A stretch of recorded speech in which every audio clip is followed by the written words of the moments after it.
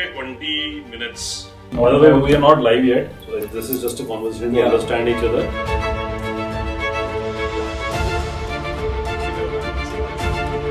After editing, I think it's going to be 20-25 minutes. Welcome to the new episode of How It Really Works, in collaboration between Chitkara University Online and Chitkara Enterprise Lab.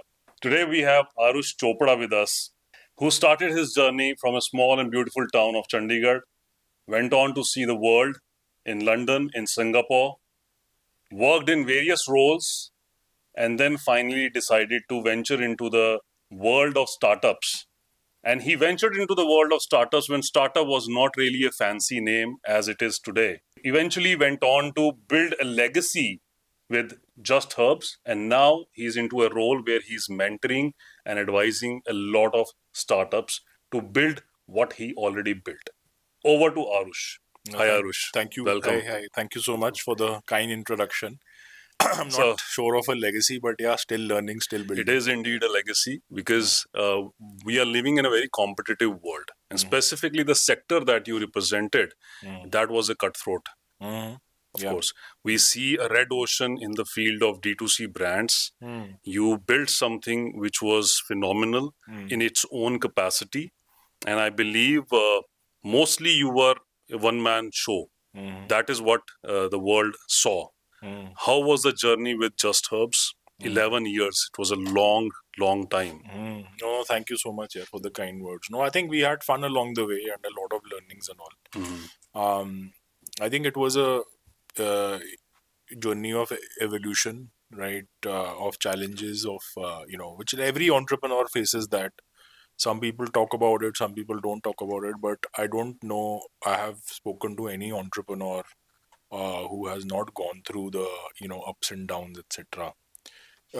It kind of symbolizes life in itself in some ways. Like it's a series of events, a series of challenges, and how you negotiate them basically. So when must have been a time when you saw series of challenges, when your belief was challenged, that why did I enter into this world? I was living a pretty comfortable life.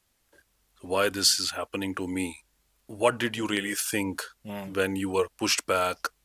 How I got back from it? Yes. You'll be surprised there's no rocket science to it actually. Everybody has their own coping mechanism.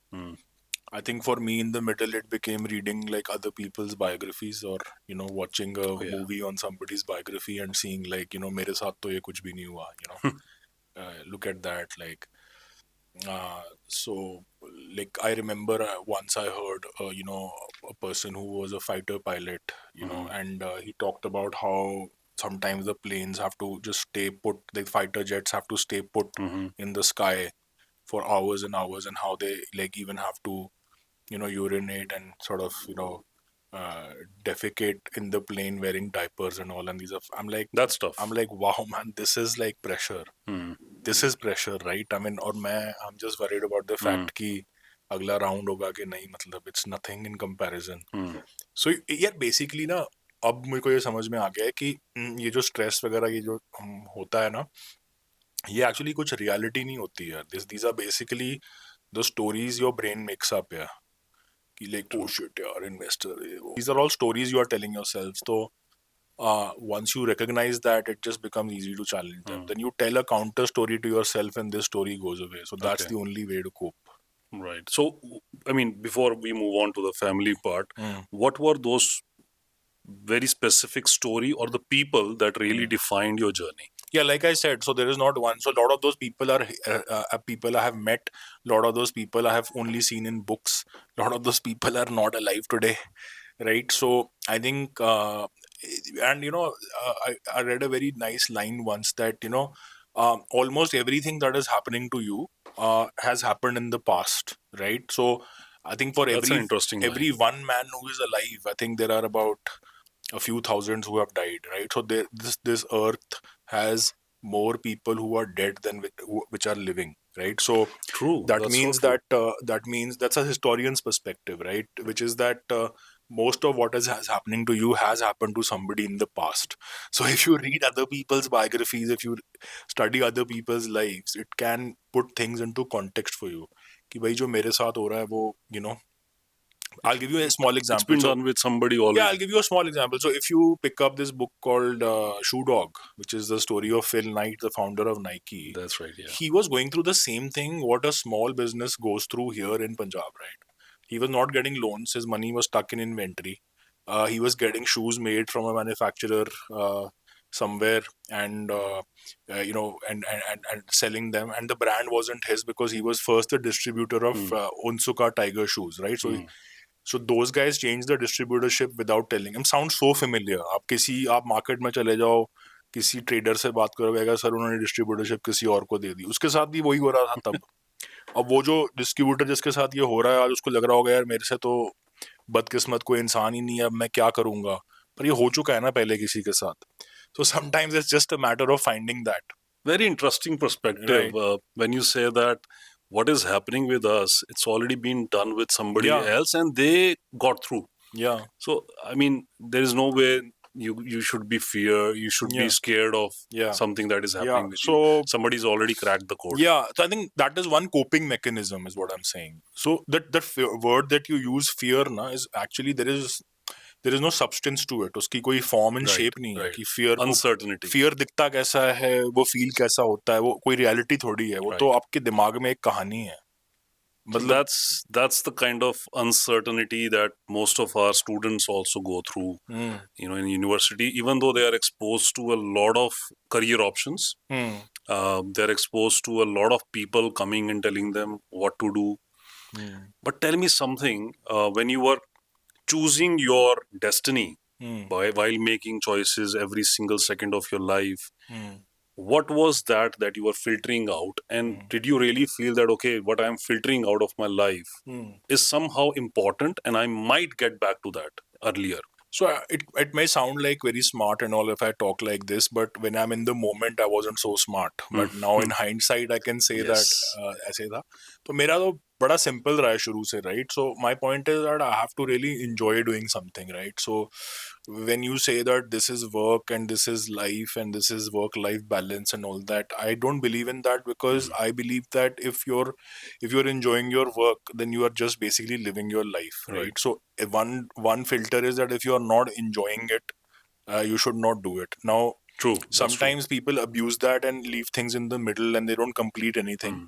I think over a period of time, it takes some hit and trial sometimes to find that. So if somebody is found at a young age what they really get, what is like is it something like playing the piano for you, right? Is it something like writing a poem for you? Is it something like flying a kite for you? You get the same joy out of doing that. तो वो काम आपको करना चाहिए. Yeah. और उसमें अगर आपको पैसे भी मिल रहे हैं, मतलब क्या प्रॉब्लम है? I think those people are the luckiest. तो एक तो वो वाला फ्रेम है बेसिकली कि व्हाट टू वर्क ऑन का वो फ्रेम है, इससे काफी कुछ हो जाता है. And the second is that you have to say no to a lot of things. Oh yeah. So I was actually talking about this. I think the biggest source of stress and anxiety and worry from a student to a businessman to everybody is to try being in two places at the same time. That's right. Yeah. So like यार मुझे करना तो MBA है, घर वाले तो ये बोल रहे हैं, बट एक्चुअली तो मेरा मन वहाँ पे है. अब आ गए दो जगह पे. अब्बा नहीं मानेंगे. अब्बा नहीं मानेंगे. यार I really love her, I want to get married to her, but यार I should be paying attention to my studies. Career. Just simplify your life, you know what I'm saying. That's right. Say no to things. Just cut the choice and just simplify it, So you interact with a lot of students nowadays. But, I mean, and there's one more little thing I want to add. Sure. Most of the time again we are overthinking also. So like, should I do an MBA now? I mean, how does it matter in 10 years from now? Like if you are looking at your graph of 10-15 years, because life is long, that 1 year is not going to be, that's like 1/15th of your life, yeah, that's not going to be that prominent. तो करो ना करो यार, कर लो, क्या फर्क पड़ता है यार? In the larger scheme of things, it's not going to matter. I think you just have to basically detach yourself from that and look at it from a 30,000 feet view and just have that ability, and जितनी जल्दी आप वो develop कर लोगे, I think it's easier for you. True. That's true. You talk to a lot of students these days in your current role with Foundry. and you're also advising a lot of founders, early stage founders, etc. How do you compare their journeys today in 2026 and with your journey, how it was vis-a-vis your family? Was there some sort of apprehensions from your family side that, okay, why are you getting into that? You've got a comfortable job. I think it's a case of extremes. I think at that time, uh, the interest in entrepreneurship and the encouragement around entrepreneurship was really low, and now Yes, it's exactly. it's really really high. It's trendy. I was just asking Mr. Satyendra that Yeah. this talk that I did today, there were about 100 people in the room. And 5 years ago, how many people would turn up for such a talk? And he said 25, not even 25. And so that's like a 4-5x jump, right? So it's a good thing also. But then there's also a lot of, people are in the love, not with the idea of building something, but with the idea of being called an entrepreneur. Glamour. I think glamour, whatever you may call it, I think that is the challenge, right? So like anything, it needs, dedication over a long period of time. So let's say you want to build your body, you have to sweat it out in the gym every day. That's right. Whether you like it or not, you have to just show up and just do it. Just show up and do it. I think it's more of that. So you will be able to do that only if you really, like what I said earlier, if you enjoy doing something. Otherwise you'll feel like it's a torture. That's right. Otherwise it'll feel like a torture. So this is what it is. So you have to first understand yourself, whether you are cut out for it or not. So, how were the days growing up with your family? How was Chandigarh back then? Chandigarh was a good childhood here. Again, it's a very well protected city here. So it was better than what were it is family today. kind of supportive towards your ideas? Very Always? supportive, always. Yeah. That means a lot. They always supported specifically. whatever I wanted to do. I think without that, nothing happens. So how did Just Herbs happen? Because you were not coming from the same background. Yeah. You were coming from So an my entirely mom is a biochemist, and she was doing it as a hobby, small business, you could say. It's just like you have a home baker or somebody who does something at a small scale. And I was in Singapore working, and I wanted to do something. So my wife and we decided to come back and see what we can do with this. And then no major plans or any major thinking behind taking the plunge. It was just that we liked what mom had created, and we thought we can build on this. I saw your initial few advertisements. You and your wife, you both were the faces of the product.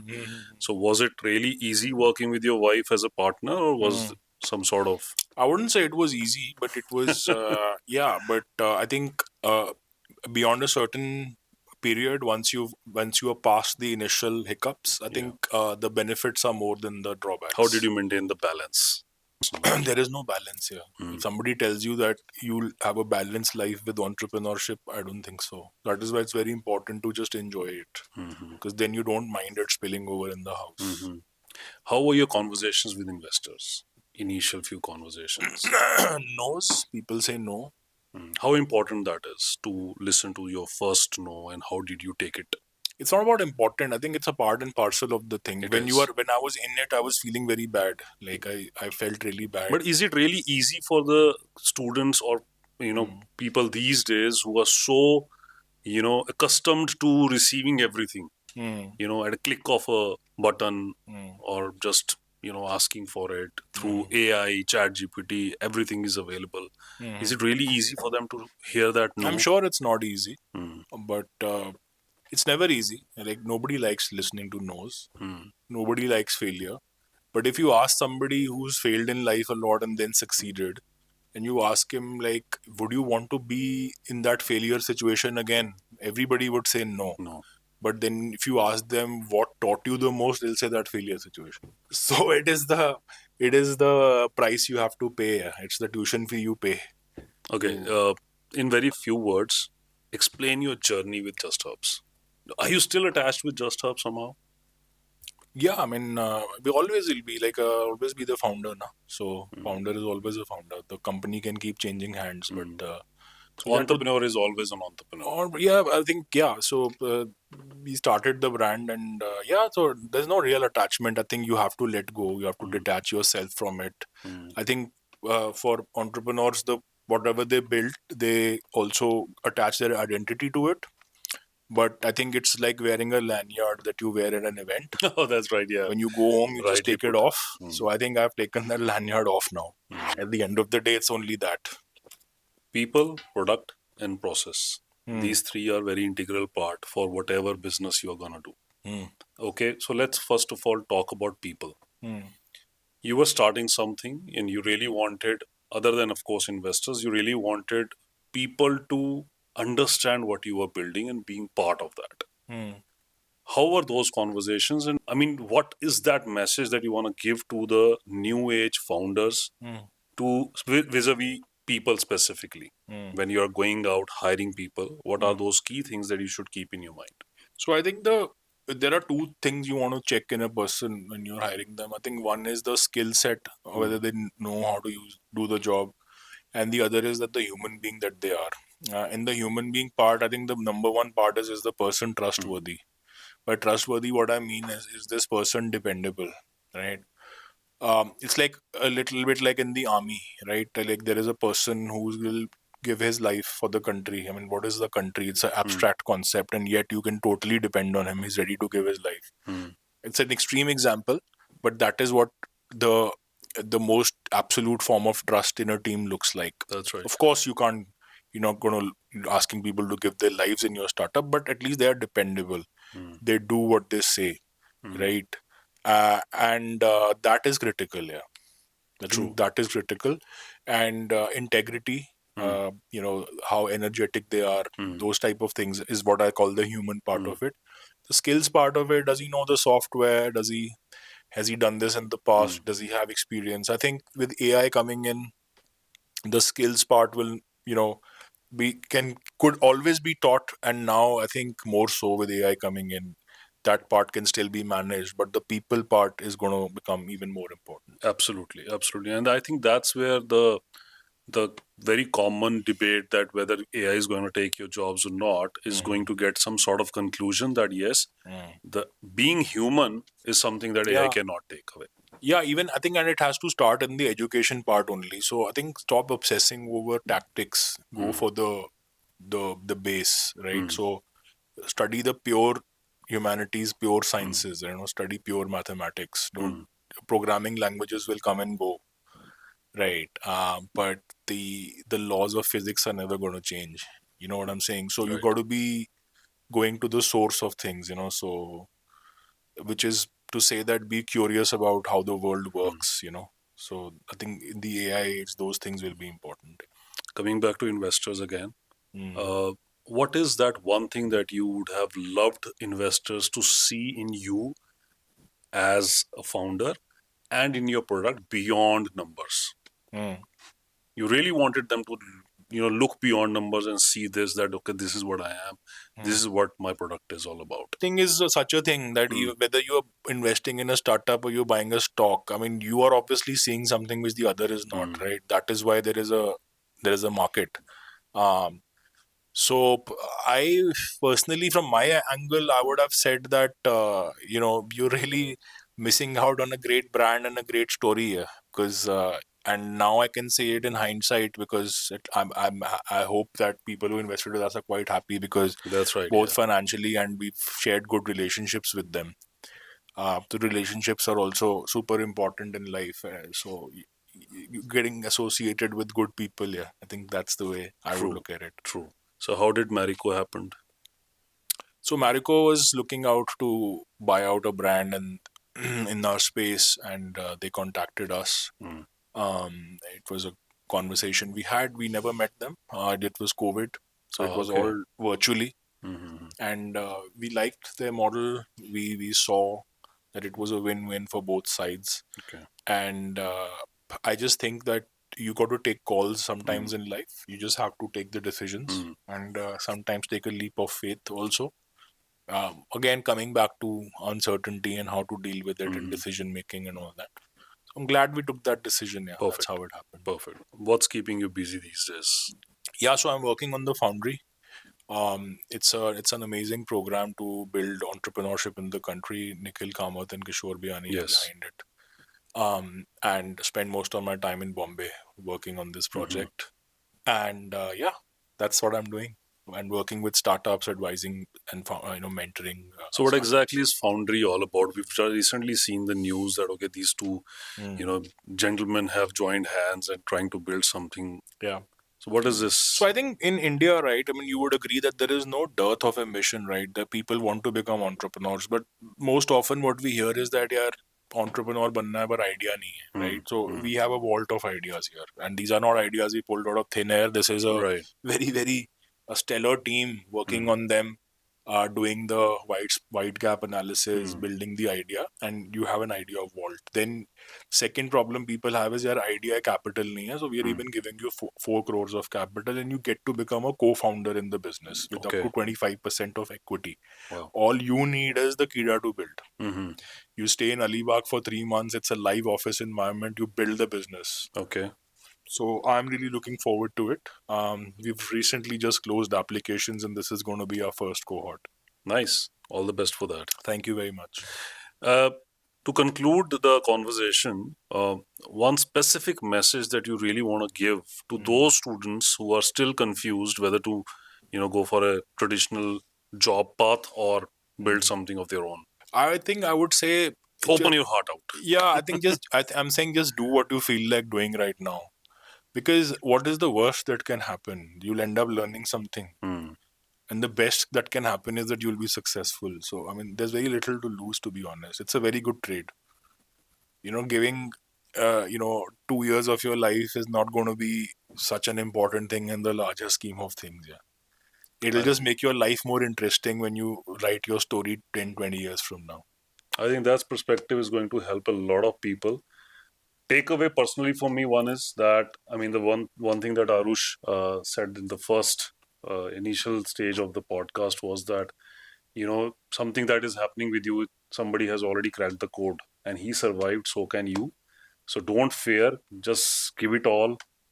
Try anything that is possible. You're currently living in a very least risk free life zone, so give it all, and this is how it really works. Thank you very much for joining us.